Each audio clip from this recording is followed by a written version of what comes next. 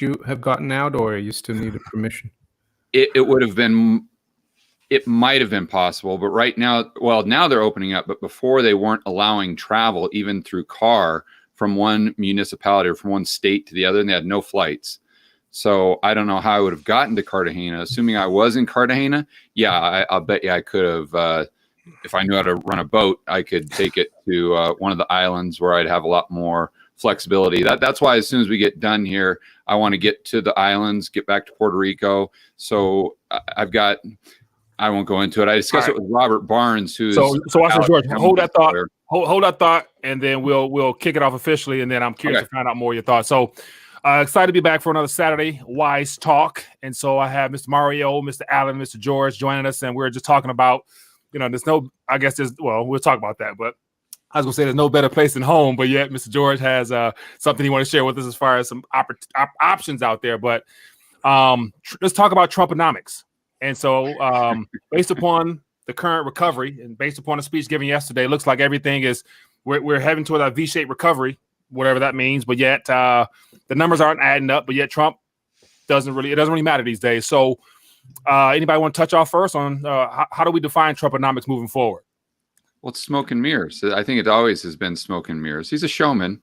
And, I'm not going to dispute whether on net balance he's good or bad. That's for you to decide. But it's obvious. I mean, even the people who are advocate fans of Trump, you got to admit, I mean, he's a showman, and he's just going to cherry pick the numbers that make him look good. And that's it for people who know macroeconomics. It's laughable. Yeah. Yeah, I would say as well, even prior to this crisis, he was going on about the greatest economy ever. But you looked at the budget deficit, it was running at 5% of GDP, which is a budget deficit that you have to run usually in a recession. And Powell the other day said, well, we have to run these deficits. Now it's 20%, and we'll pay them off when things are good. But you had the greatest economy ever, and you're running a 5% of budget deficit. Right. So that's the smoke and mirrors. If it wasn't for the government, even before the crisis, the GDP, if you balance the budget, would have been 5% less. We'd have been in a recession for years. That's right. Yeah. I'm going to take slightly. I'm generally in agreement with you, gentlemen. I'm going to take slightly the other side, which is this is not smoke and mirrors. Smoke and mirrors to me is magic, and we know magic doesn't exist. No, this is reality. There's nothing fake about this. It is the way the numbers are being presented. For example, you talk about GDP, percent of, and da-da-da. Guys, if you're running a deficit on an annual basis, that's one thing. Sometimes you just got to borrow a little bit to make it through, and next year you're going to make more money and you pay off your debt. Great. We have now a $25+ trillion national debt at the federal level. We're not talking about all the states, the counties, the cities, the unpaid Social Security, the unpaid future liabilities. We're just talking about straight up we owe. Well, when you have over 25 trillion of national debt, and it has grown every year since 1958, the national debt has increased. It has not decreased.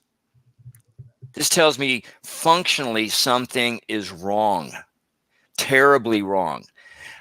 If in a time period where you allegedly have this really growing economy, wonderful. Why are you running a deficit?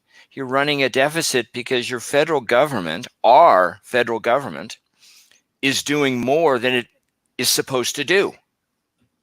Yeah. Okay, we have allowed it to do things that it never should be doing. And the fact that you're able to the federal government is able to continually find one more lender, one more buyer of debt. Well, guess what? Like every Ponzi scheme, you run out of buyers, you run out of lenders, and this is going to come crashing down. So I don't care what the numbers say. What the numbers that really count is the fact the national debt has not decreased since 1958. When I first started tracking this real quick, on the first day of Trump, the Treasury, the debt was just under 20 trillion. It's amazing how long it stayed there. But between the first day of Clinton and the last day of Obama, the Treasury debt went up $15.5 trillion, which meant on the first day of Trump, over 78% of the national debt had been acquired in the prior 24 years. Does this sound like a system that's working? No, this is not working.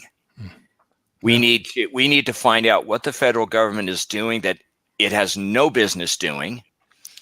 And, then we can talk about the greatest economy in the world does not generate total, complete, unpayable debt.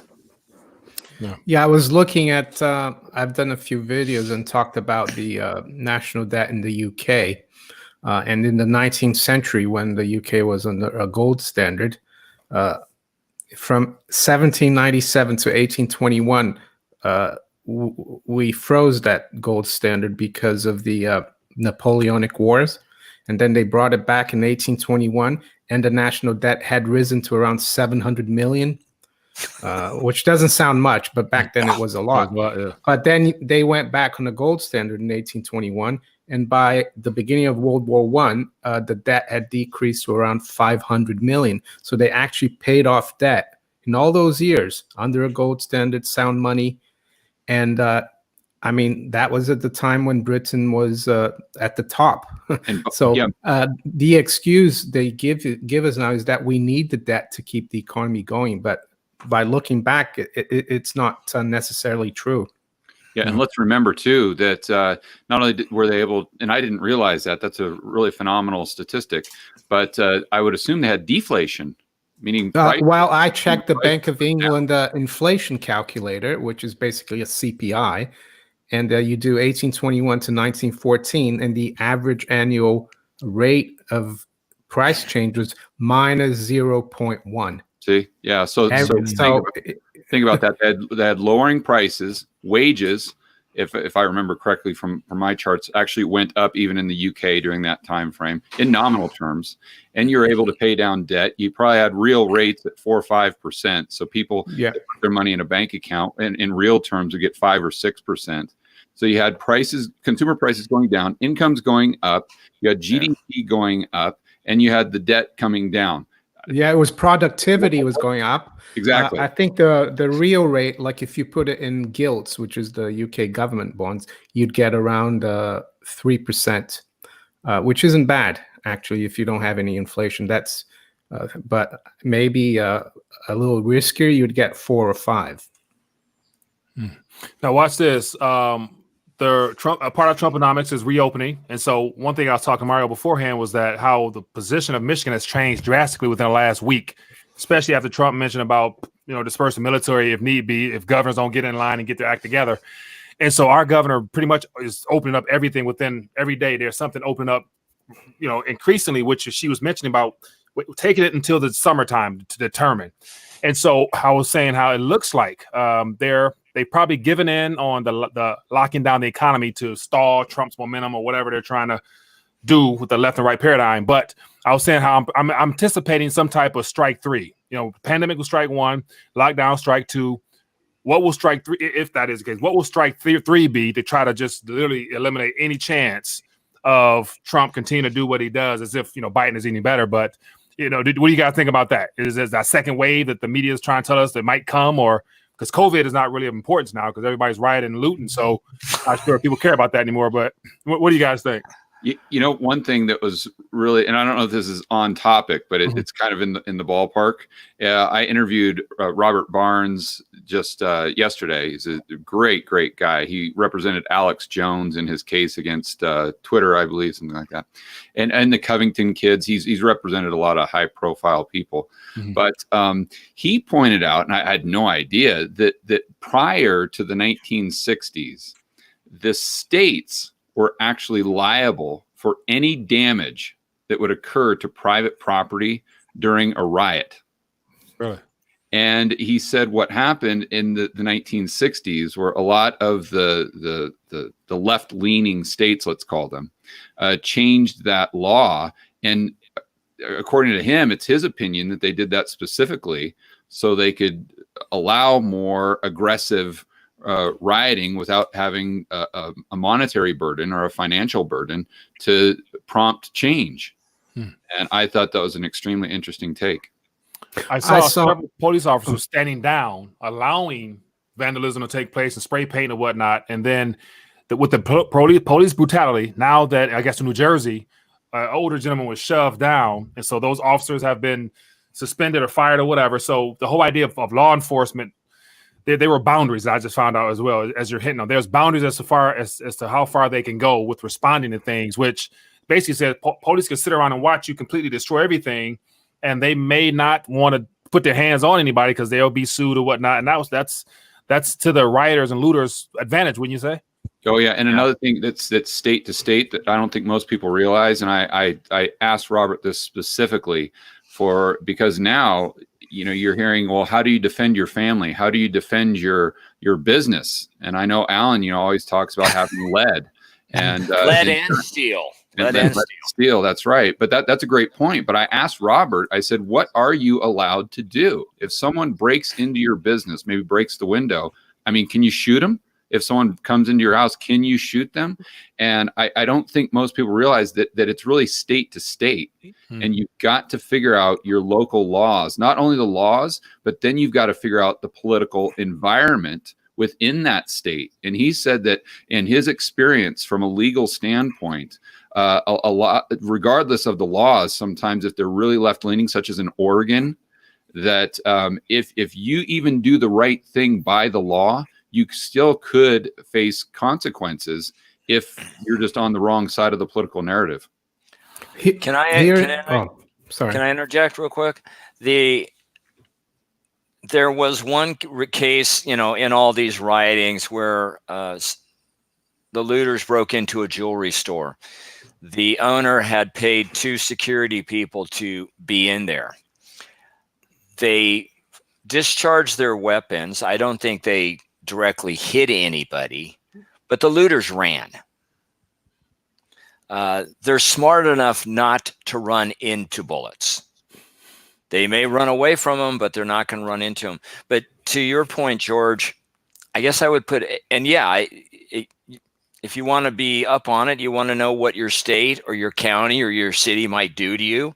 If, God forbid, you physically defend your own life and property on your own property. I mean, so you wake up in the middle of the night, you walk to the head of the stairs, and there's some guy running up your stairs in the middle of the night. You push him down. He falls down on the stairs. He gets hurt. Well, of course, his injuries are your fault, right? Of course. What were you thinking? You should have welcomed him with open arms. But I would go back to what Thomas Jefferson said. Regardless of what the law is, or keeping in mind what the law is, when injustice becomes law, resistance becomes duty. If we have to actually go through the mental gymnastics of wondering, is it okay to, if necessary, physically defend your life, your family, and your property? Right. Something is incredibly wrong when you actually have to have a mental discussion with yourself. Right. Here in the UK, we had a case maybe 10 years more ago.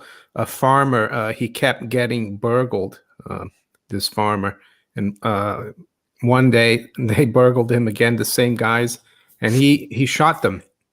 And he was put in prison. But eventually he won his case. But here in the UK is like you're saying about Oregon, it's even worse here because you have to register if you want to own a gun or a shotgun.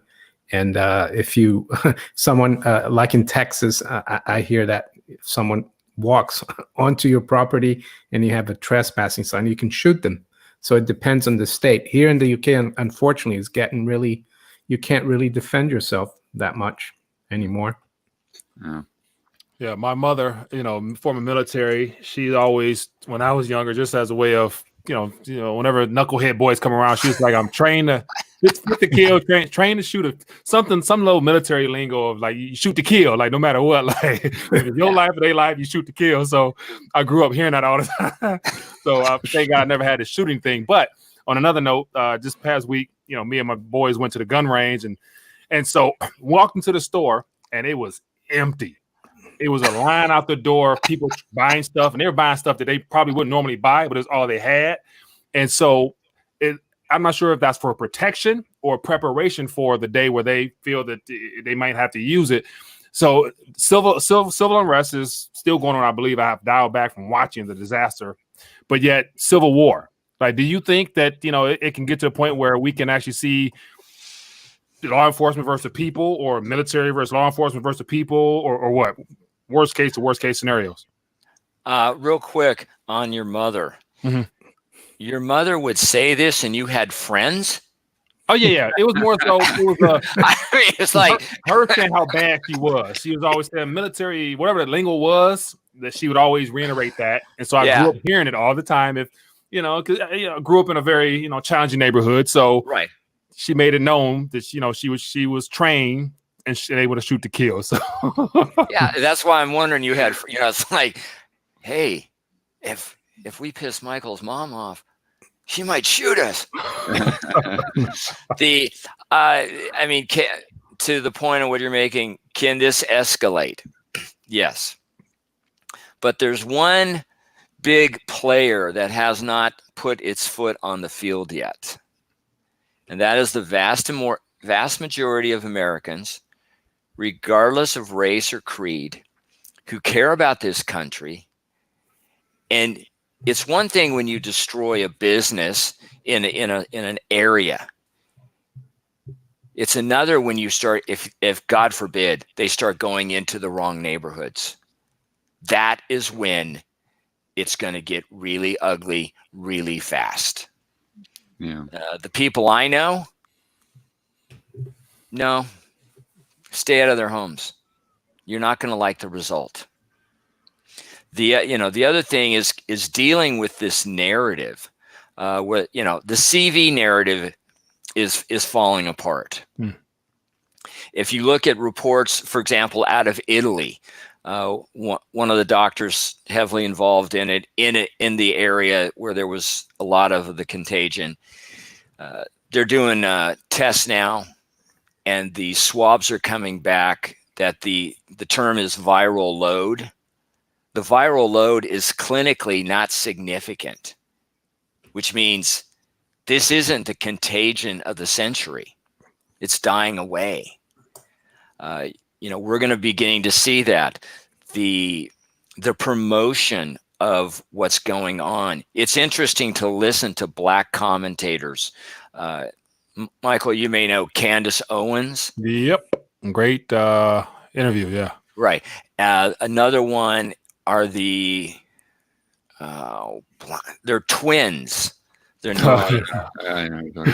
What's the last name begins like with an H, but Diamond and Silk or Diamond and something, but not. Yeah. No. These are guys. Oh no. Twin guys. I don't know them. Anyway, these guys are okay. There's nobody more American than these two, and they've gone off on Black Lives Matters, and they open their video with big guys. Are you talking about the big guys? Yeah, I'm talking the strong guys. They're funny. They're really funny. I'm talking they're not big. They're strong. Yeah. When you hear this kind of commentary from a Black person, okay, I'm thinking if I said exactly what they said or what Candace Owens said, someone would come after me with a stick because I'm racist. But when you hear somebody who's Black, who's come from the community, who's come from the history and the culture, and they just say it. This is what gives me great hope, because when it comes to America, we're like an ugly, nasty family right up until you attack the family. then the family comes together. We all come together because we all got skin in this game, and it's our country, it's our way of life, it's our history, it's our values, it's freedom and liberty. But it's great to hear these people making these statements, because it gives me great hope. Yeah, it was great to hear different opinions based upon looking at the same exact subject matter. And so that's why this week was very challenging, from a racial standpoint. But it's one of those things where I was glad to hear Candace Owens share her thoughts and analysis on how, one man's death has turned into into something that it's just, yeah, I'm gonna leave it alone. But it's been a rough week of dealing with all that crap. So anyway, but yet also you're describing that, but Mario's in the UK, so I'm assuming he's very patriotic towards his own land as well, as far as sharing those same thoughts. But George, when you logged on, you're talking about your situation and being able to escalate or move around and whatnot down in Colombia. Give us an insight if you don't mind sharing. Yeah, for sure. And I think this goes back to my conversation with Robert. A lot of the Americans in the U.S. don't realize that they're not welcome in other countries right now. And, they probably haven't tried to travel to find that out. But because of the COVID deal and the numbers with John Hopkins, if you want to believe them or not, that's completely up to you. But the bottom line is places like in the Middle East, some places in Europe, other places I've read in Asia, Colombia as an example, if you're an American trying to come in, it's not going to happen. And then also, I think a lot of people don't realize in the U.S. that from state to state, and I know this hopefully is loosening a bit, but back maybe a month ago, if you lived in, call it Georgia, you could not go to Texas. They're not going to let you in. And as an example, Robert was talking about having to get a family member from Tennessee to Texas, and he couldn't have them fly through Georgia. It's a hub right there in Atlanta, because they would not let there was police at the airport that if you came in from Georgia or one of these other states, they just flat out wouldn't let you in. You'd have to get back on a plane and leave. So when I talk about, making sure that in the future you've got as much flexibility and freedom, I'm talking about people outside the United States, but I'm also talking maybe more so to people inside of the United States, even if they don't want to leave the United States. I think you got to have a plan B. There's no downside to it whatsoever. In one of my recent videos, I told everyone, no matter what your income level, why not have an RV and a diesel truck parked in your driveway with some food? I'm being serious. Yeah. If it hits the fan, let's just, okay, fine, great. You guys do what you want to do. I'm just going to drive off to the lake or the mountains or whatever, and I'm just going to chill for a while. I'm just going to sit here and kind of watch and see what happens. But from my standpoint, what I'm doing personally is, as soon as I can, I'm going to go right back to Puerto Rico. A few reasons there, because you're so close to all these different islands that are literally different countries. So if you have a boat in Puerto Rico, then you're just within a day. I mean, you could go to Cuba, you could go to the Dominican Republic, you could go to the British Virgin Islands. All these options and opportunities. And then you've got all these smaller airlines that I've been researching that are exclusive to the islands. So once you're in the British Virgin Islands, as an example, you can just hop on a flight and go to Antigua or St. Kitts or Dominica. There's just a ton of different options. Another thing that I learned from Robert that was fascinating is Cuba is the only country in the entire world that doesn't track people's personal information when they come in on flights. I had no idea. So you can literally fly into Cuba, fly out, and no one in the entire world will ever know that you were there. And ironic, because it's supposed to be a dictatorship. Yeah. Right, exactly. Well, just on Cuba's note, a couple of weeks ago, I interviewed what I call an ABC, an American by choice. It's one of the type of interviews I do. And this man was born and lived in Cuba before Castro. And so we talked about why what he remembers of that time period, what he knows about it today, why he became an American by choice. And if you're a tourist, Cuba might be an okay thing, but there's a reason why they're still driving 50 Chevys in Cuba, because they've got nothing more. And they're very creative in how they're able to power those cars. But and I saw an interview of Senator Ted Cruz, and I think it's his aunt. She was born and raised. She goes back to Cuba. This is how bad off it is in Cuba. When she goes, she visits family. When she leaves everything she brought except what she's wearing. She even leaves her underwear. Right, but would you rather be in Cuba right now or Minnesota? Oh, hell. Number one, if you're in Cuba, it's the luck of the luck of the draw what happens to you. Minnesota, at least if I'm in Minnesota, God forbid, of course. But the reason Cuba is they have a shortage of everything is because the U.S. is blockaded. Yeah. Number one, I'm not trade with Cuba for the since 1961 or 2. Yeah, I'm not saying move to Cuba. I'm just saying it's a convenient place to fly in and out of. But also too, I really have a hard time with people who label other countries as these just viciously dangerous places where you just don't even want to step foot in without the risk of being kidnapped and decapitated and all these things. Oh, I didn't say that. It's just not true.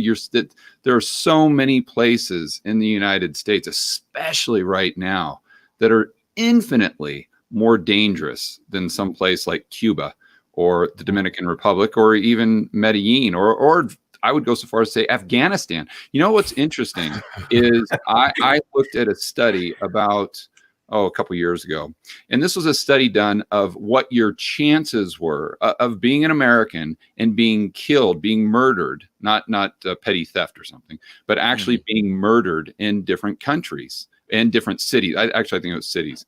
And you had a lower chance of being murdered in like Baghdad, Iraq, than you did in like Baltimore. I mean, you just got U.S. is not. It's almost the most dangerous place you could possibly go if that's one of your priorities. I'm not saying that it's everyone's priority, but if that's your number one priority, then you've got to think about it from a statistical standpoint. Yeah, but also I watched. Sorry, can I just on Cuba? Go ahead.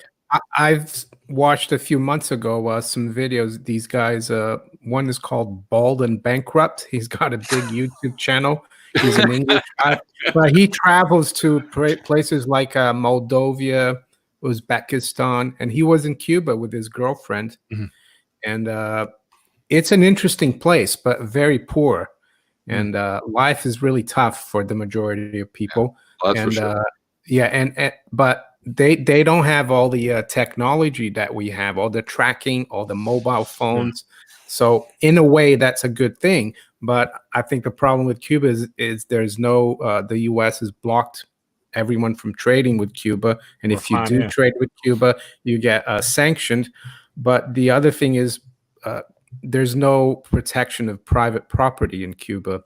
So if you wanted to go there, buy some land and a farm, could you do that? If you could, it could be an interesting place. So we did 2 years ago. Me and my family, we did 2 weeks. 2 weeks in Cuba. We did 1 week out in the outskirts in like the area that off your first appearance you wouldn't want to stay there. And so my wife did her research, whatever. And the second week we did it in Havana, and I've never felt more safe in either areas, whether downtown area or out in the area on a stick somewhere, to where I fell in love in Cuba, man. Like I went back again the next year. So Cuba is not as bad as it's painted, and they are extremely poor.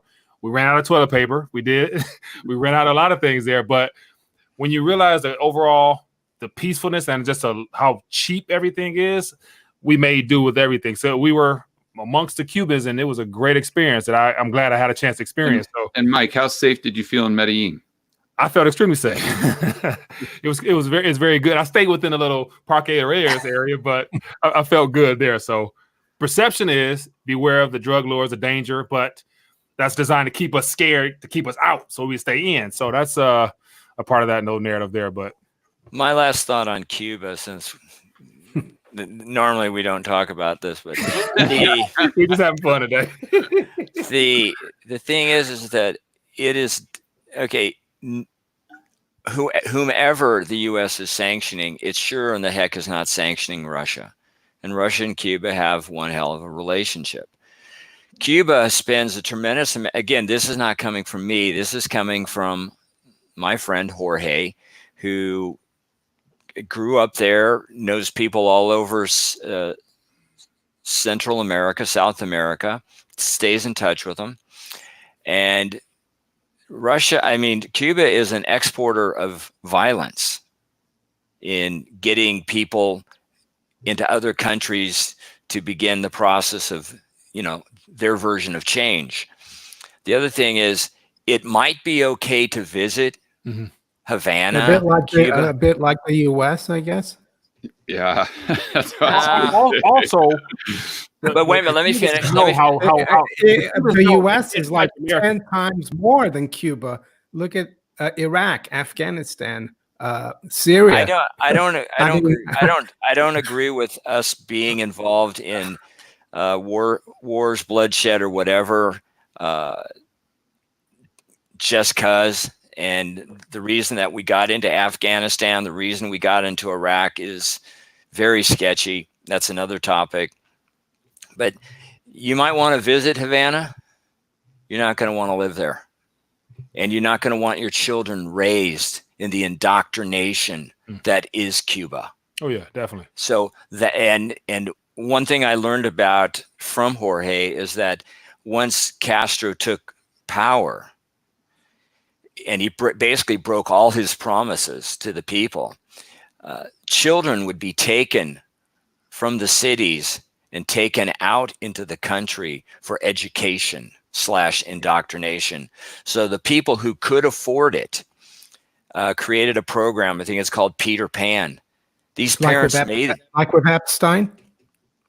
No, not that one. Oh, no, not as bad as Epstein, is it? No. This is in It goes on in every country. It goes on in the UK. All the children, I'm sorry. This plan was to take. Let me finish, and then you can say this plan was to take children out of Cuba, and they sent them to the U.S. to be free. Oh, free from. Yeah. I mean, the thing is, go to the U.S. and they be free in the U.S. and then this is back in the 50s. And then this is back in the 50s and 60s. Yeah, but who there must have been maybe an Epstein back then. So I don't think I'm not saying Cuba is perfect, but what I'm saying is nowhere is perfect. There are problems everywhere, and I don't have young children to raise. So maybe Cuba could be a place if you're older and you want to get away from what we have now, where they don't let you out of your house, where they don't let you next to people. So all I'm saying, I don't think Cuba is that bad. They have good cigars as well. Well, and the rum's pretty good. Get good mojito, Alan. Get a mojito, and then go down there. There's a question for Mr. Mario. It says, Mario, would you go back to Brazil? Yeah, I mean, yeah, I have thought about it. And in Brazil, of course, I grew up and lived in Rio, and it is a dangerous place, but you have to know where to be, where to stay. And it's funny because I lived there and grew up there first 18, 20 years of my life. And when I moved to London in 1992, I got mugged twice, and we got burgled like 2 times in the first 4 years I was here. And that never happened to me in Brazil. But Brazil, I think the south of Brazil is a good place. It's much safer, and the weather is it's more like Europe. Doesn't get as cold, but It's something, but and right now would be a good time with the exchange rate, of course, but it's a big move. The thing is, my great grandfather, for example, he left Italy when he was young with his brother, 1890 or something, and then he had built, got married, had a family, and went back to Italy in 1913. And then the war kicked off, and he said, "Oh, I'm going to go back to Brazil because I don't want my sons to fight in the war." So it's always tricky. You always think, "Oh, I got to go there to." Sometimes the best place is to be where you're familiar with, and maybe just try to adapt. I'm not saying, like George was saying, maybe the Caribbean, but you have to be quite flexible. Depends on your commitment. Depends how, if you own property like I do here in the UK, how quickly you can get rid of, liquidate and move. So there's a lot of different things to look at. Yeah, that's a great point. And again, so people realize I'm not suggesting that for everyone, but for me, it makes sense. But I have an extremely unique situation. I'm not married. I don't have kids. So just take whatever I say as just food for thought. Not necessarily a game. Pets? No. Yeah, I mean, if I was in George's situation, for example, and I have a Italian passport, which I can go anywhere in Europe, and a Brazilian, I would have a lot. That's the other thing. Americans, especially Americans, for example, that are of Italian descent, if you can prove that up to your great grandfather that they were Italian, you can do the process and get a passport. So you would have a passport to go to Europe, anywhere in Europe. I know things aren't great in Europe, but things aren't great in the US as well. So another passport is a good thing as well. I think people of Irish descent can get passports as well. Having more than one passport is a good thing as well. It's helped me.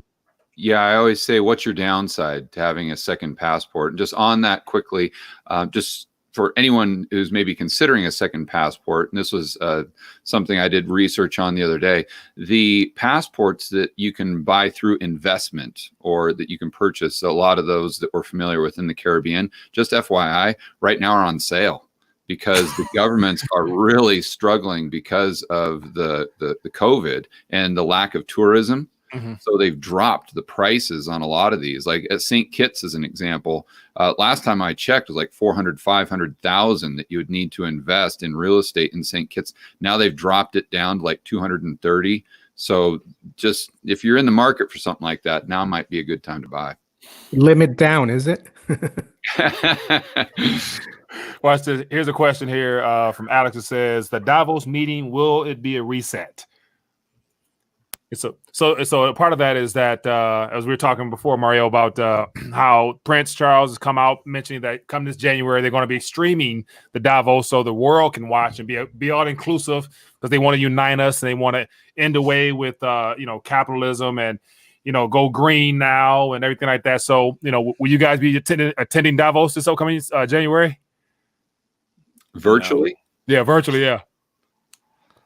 To find out about the reset. I'll wait till it comes out on Netflix.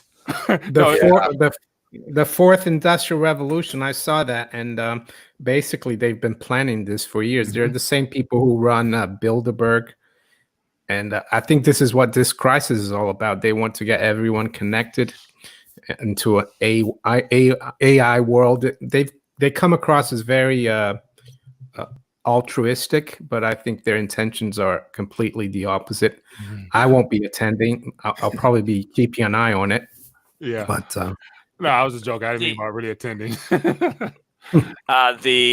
For me, this idea of this, and it comes across in many phrases: one world order, one world government. We're all one. We don't need borders. One system of money. Okay, this is the ultimate end of the tyranny. And if you want to get an idea of it, look at UN Agenda 21 or UN Agenda 2030.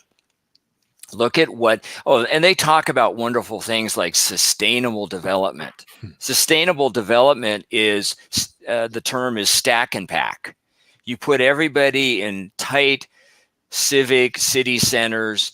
Oh, you can't go out. You can't go out into the country. No, you're a dirty, filthy human being. We have to protect the planet. I'm here to tell you, the planet does not care about us. The planet is not worried about us. It's going to survive humanity. Okay, we're not taking the planet out. We may take out our ability to survive on the planet. Planet's fine. And these people who keep pushing, you mentioned it, Michael, the green agenda. Mm-hmm. We got to go green. We got to go green. Ask them these questions, because I've done this with Greenpeacers, and they don't know. How many ice ages has Mama Earth had in her entire existence? They don't know. It's more than one. How many ice ages before one human touched down? That would be Homo erectus in Africa. They don't know. How thick was the ice on top of what we would call Canada about 15,000 years ago? They don't know. It's 2 miles thick, estimated. Canada was covered 15,000 years ago with ice 2 miles thick. Where did it all go? Were there just too many campfires? No. The problem is these people never bring in, and I'll wrap with this, they never bring in the biggest power in our system. Our system is the solar system. Operative word, solar, sun. There is no bigger player in our solar system affecting our planet than the sun. It gives us heat. It keeps us where we are with its gravity. And if you think the sun is a constant thermostat, you're mistaken. It goes through maximum periods. It goes through minimum periods. If you're looking at the temperature on this planet and you don't take into account what the sun's doing, you're misguided. We're at 410 parts per million in CO2. I've heard people refer to CO2 as CO2 pollution. With no CO2, we would have no plants. With no plants, we would have no food. The things we eat would have no food, and we'd have no oxygen. And that's pollution? No. No way. You want a high particles per million? 1,200, 1,400. If you don't track what the sun is doing in relationship to our temperature, you don't fully understand why our temperature is what it is. And we've just entered the 25th solar cycle. Solar cycles are 11 years long.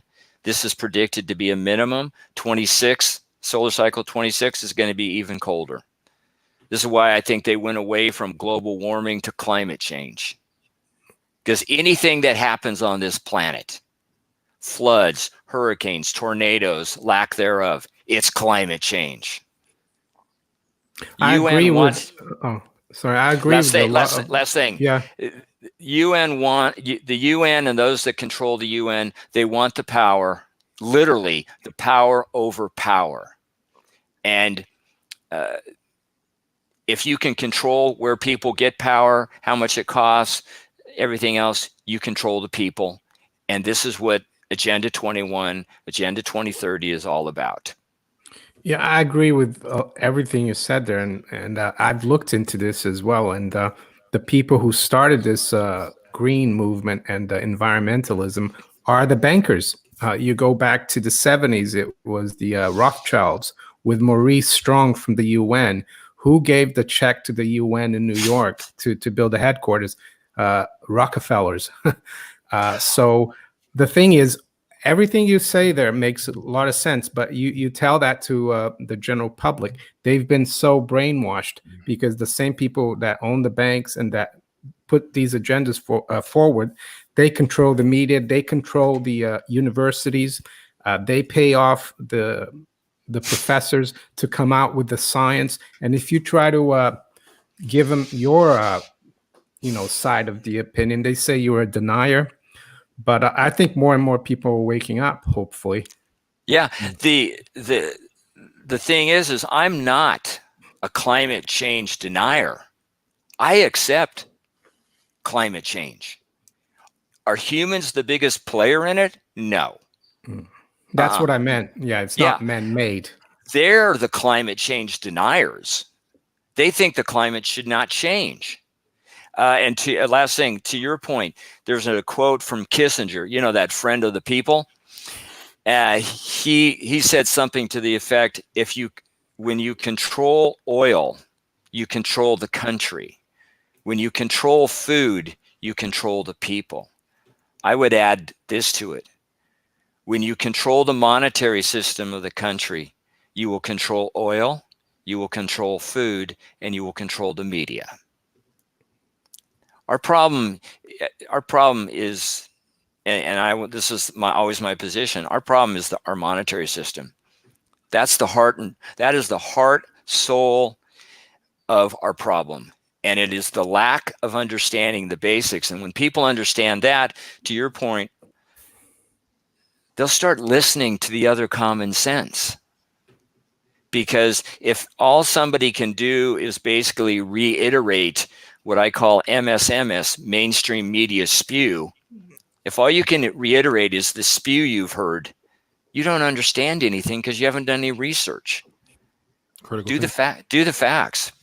Yeah, watch this. As we get ready to draw down eventually, 6 months left. We're halfway through the year 2020. It's been an unbelievable start or up, halfway point of this year with stuff that occurred that I would have never imagined.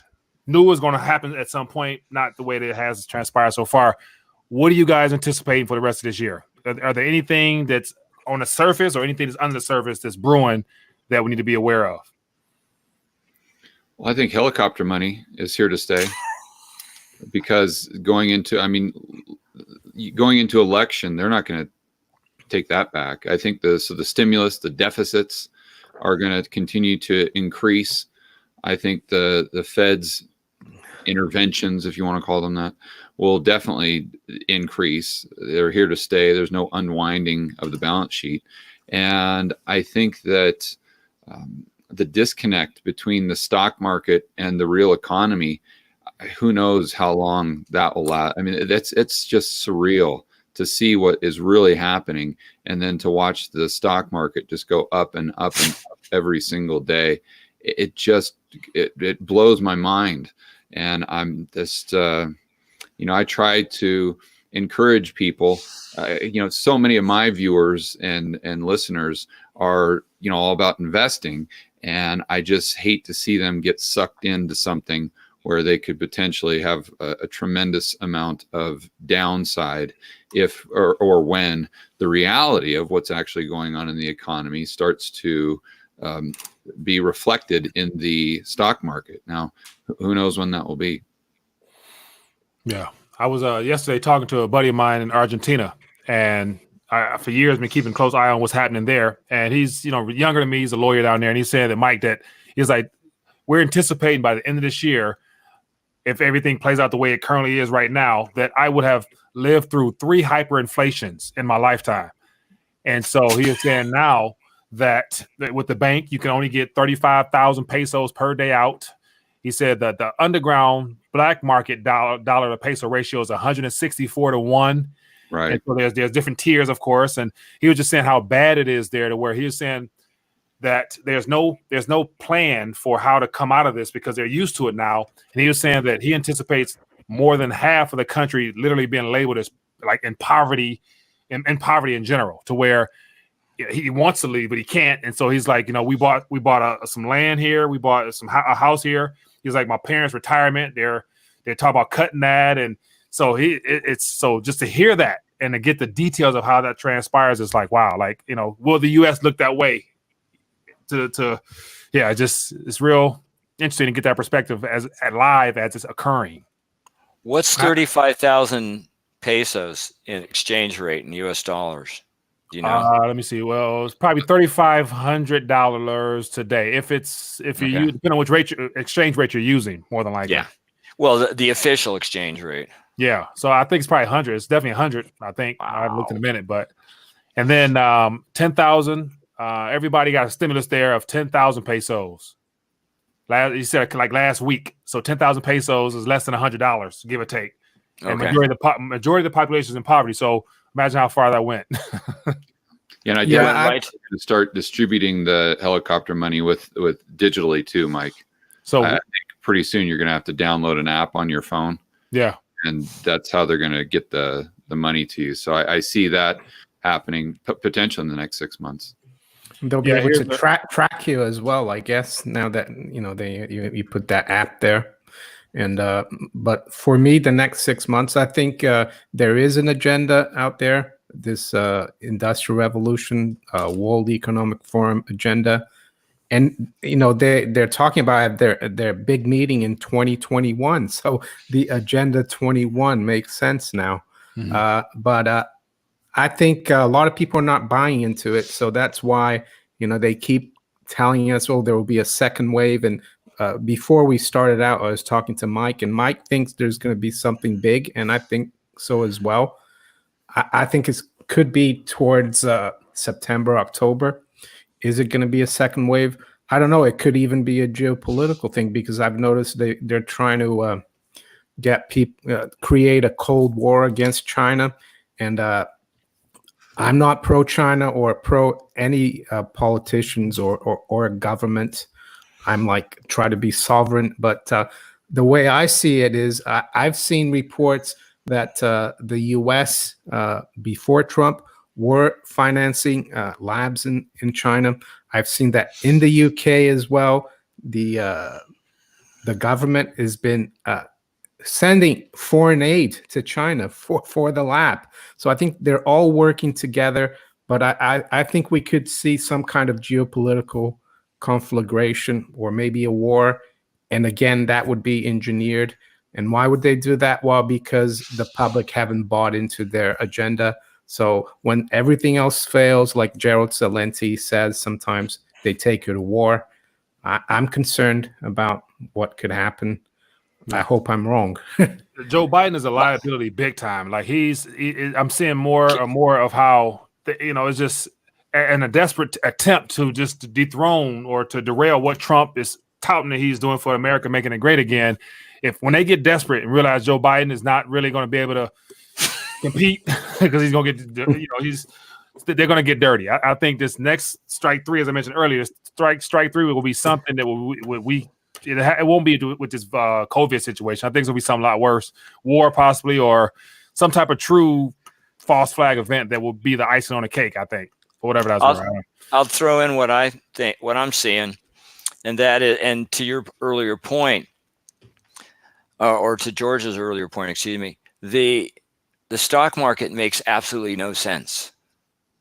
And the other day it went up 800 points. Okay, given the fact how many businesses throughout the U.S. are closed or only operating partially. If you look at the how many of the big airlines are absolutely struggling? Well, every one of them. The couple of big ones have already announced 30% reduction of executives. They're not flying. But the thing about a lot of these really big corporations, including airlines, the cruise ship industry has got to be practically gone. And then think about all the businesses that would serve those industries that have no customers anymore. Well, the big companies like the airlines, they've issued a lot of debt, in part to buy back stock and to grow or whatever. Well, that bond debt is coming due. And if the Fed wasn't picking it up in the ETFs, they'd have these companies with all this debt would be screaming. Oh, the interest rates would be astronomical. Yeah. Well, the thing is that every, debt eventually comes due. But when we finally get to we're just kind of coming into the opening now, but so we haven't really hit the fan. We haven't seen the spike in bankruptcy filings yet. Yeah. That's what's coming. And when that finally hits and people realize that the big companies that has massive amount of debt on their balance sheets can't make good on it, the free fall out of the stock market will begin. And what happens when the stock market really just blows? And everybody's 401k plan becomes a 101k plan, or okay, this is what I see coming. Is it staged to mess with the election results? Possibly. This is the last thing. One thing I do not get with Biden. Okay, he has a hard time stringing 3 sentences together. Yet he is the sole runner in the Democratic Party. Now, I imagine they're going to be able to keep him together with duct tape and glue till they get through the convention. What are they going to do after that? Are they going to finally admit that Mr. Biden is not all there? And who's going to take his place? Whoever got selected as the VP? This is going to be possibly the wildest election that this country has ever seen, given who's running, their conditions, the economy, the health scare, and all the other agendas that are operating for one purpose, and that is to take down America. So I'm hopeful that the people who really care about our country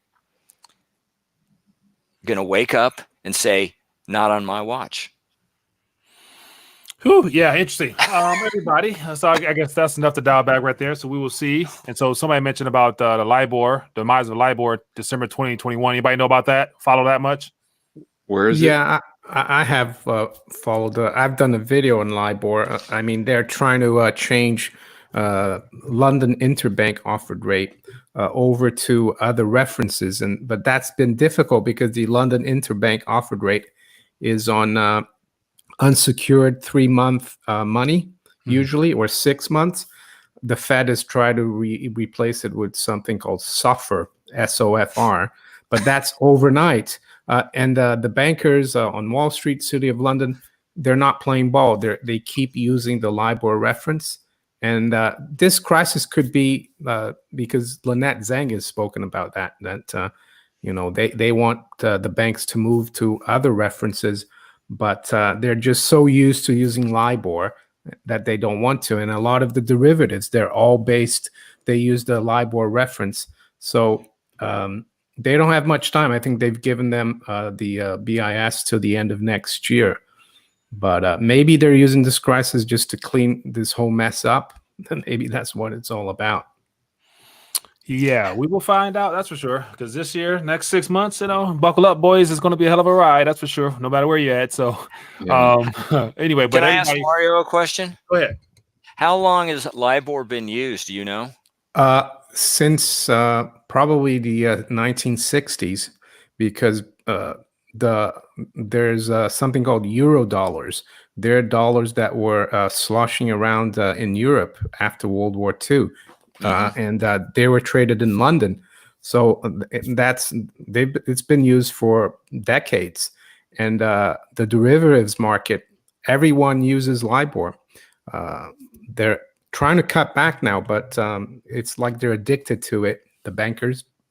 Well, if they got rid of LIBOR, would they have to update? I mean, they'd have to amend, update, change all their derivative contracts. Yeah, that's right.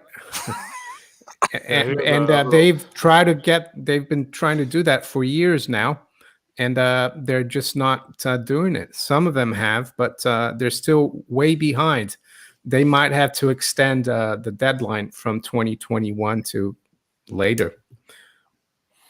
Crazy. So here's some information there, but all right, gentlemen, let's I guess we'll get ready to dial back. As always, it's good to connect and hear your guys' thoughts and just talking back and forth, and yeah, go from there. So anybody got any last thoughts you want to share with us? And then get ready for another wild week ahead. My last thing is the twins that I was referring to. You can find them on the web. Hodge, Hodge, Hodge twins. Yeah, really buff, really buff. And they apparently have their own apparel line of clothes, t-shirts, hats, whatever. But very interesting to listen to them speak. Yeah, bet I'll check it out. Well, we got Mr. George Gammon beneath. We got Mr. Mario Neko, Manico64, Alan Myers. Appreciate you always hanging out, and enjoy the rest of your weekend. And hope to see you guys next week. Yeah, thank you so much. Thank you. Take care. Right, be blessed. Have a good weekend. Be safe and well. Yeah.